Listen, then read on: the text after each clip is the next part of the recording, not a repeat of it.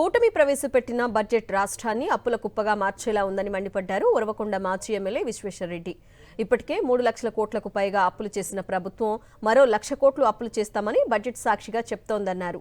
ఈ స్థాయిలో ద్రవ్య లోటుతో బడ్జెట్ ప్రవేశపెట్టడాన్ని ఎప్పుడూ చూడలేదన్నారు. ప్రభుత్వం ప్రవేశపెట్టింది ప్రజల్ని మోసం చేసే బడ్జెట్ అన్నారు విశ్వేశ్వరరెడ్డి.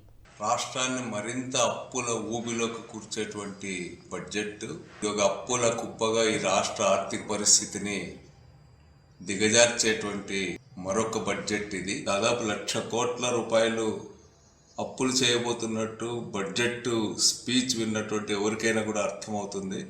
ద్రవ్య లోటు, రెవెన్యూ లోటు ఇవన్నీ కలిపి చూసినట్టయితే ఇది చాలా ప్రమాదకరమైనటువంటి బడ్జెట్ అనేటువంటిది అర్థమవుతుంది. 1 లక్షల కోట్ల అప్పు చేసినా, ఇంత భారీ బడ్జెట్లు చూపినా కూడా ఈరోజు సూపర్ 6 అని ప్రజలకి నమ్మించి హామీలు ఇచ్చి మోసం చేస్తున్నారు. రాబోయే కాలంలో సూపర్ 6 అనేటువంటిది స్టెప్ బై స్టెప్ దీన్ని ప్రజల మనస్సుల నుంచి తొలగించాలన్నటువంటి ప్రయత్నం కూడా ఈ బడ్జెట్లో కనిపిస్తూ ఉంది.